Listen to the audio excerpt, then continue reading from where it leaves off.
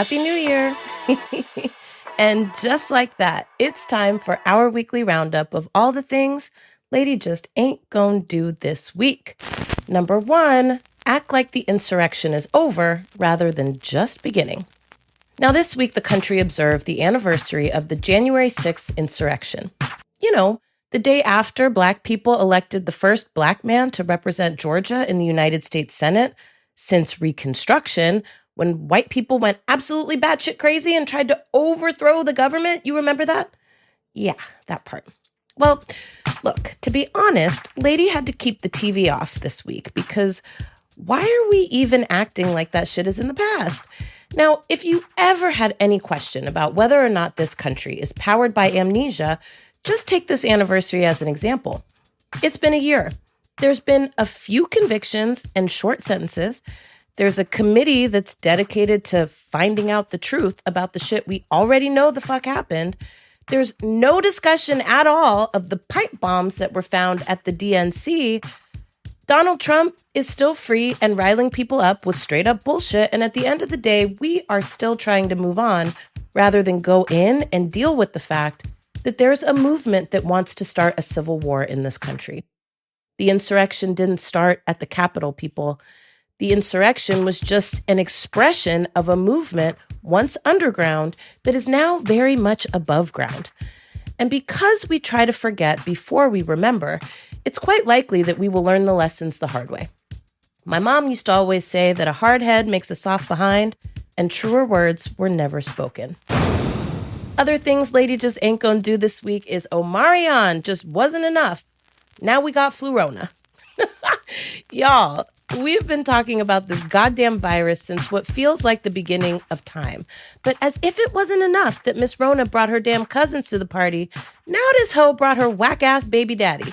Now, in the news this week, we learned that people are getting co-infected with the Rona and the damn flu.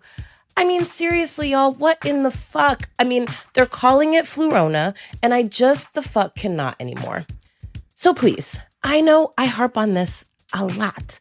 But seriously, y'all, the only way out of this is through, which means stop fucking politicizing this thing and get vaccinated if you can.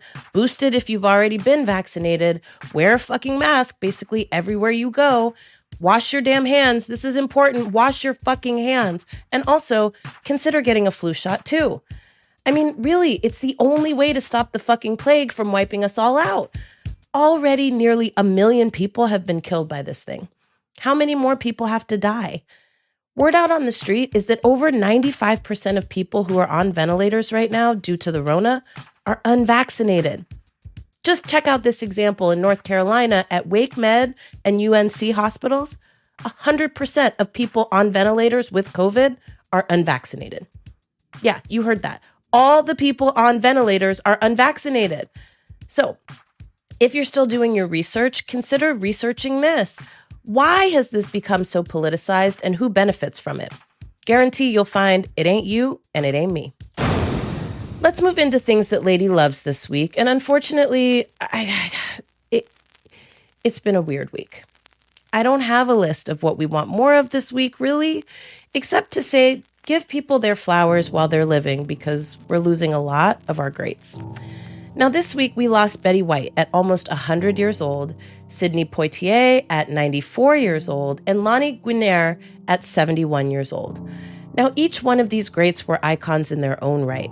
Betty White breaking barriers for women on and off screen, Sidney Poitier breaking barriers for Black people in the industry while fighting for civil and human rights of Black people across the globe, and Lani Guinier, a law professor and civil rights advocate who served in the United States Department of Justice in the Civil Rights Division, who was former President Clinton's nominee for Assistant Attorney General before he threw her under the bus when Republicans blocked her nomination.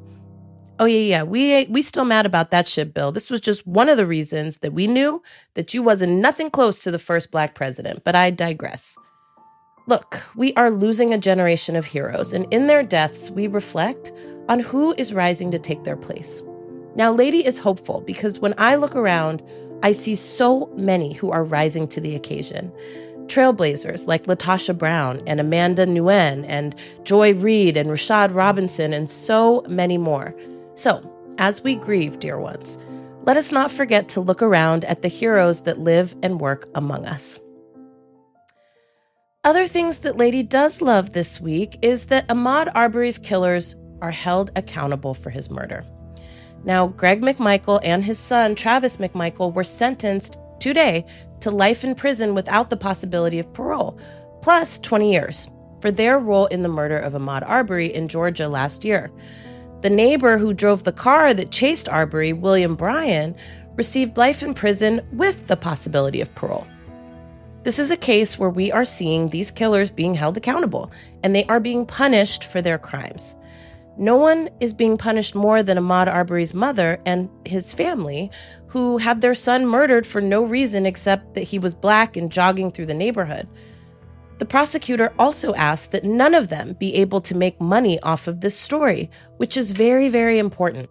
The prosecutor will submit a motion that would bar them from being able to profit off of this in any way, similarly to what happened to OJ, except OJ got away with murder.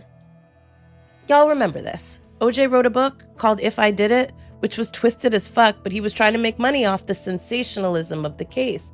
And Rod Goldman's parents, honey, took his ass to court, demanding that all the proceeds go to the families who had been impacted. And he won.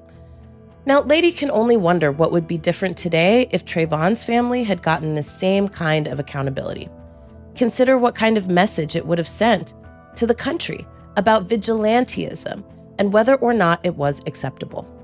Now, if we could have only gotten this poppin' for Kyle Rittenhouse or the people who tried to overthrow the government, but y'all don't hear me though.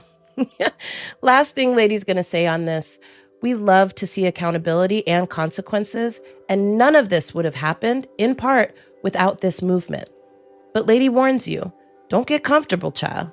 Consequences deal with the immediate harm, but justice looks like Black people not being murdered while jogging in their own damn neighborhood. Make sure you understand the difference.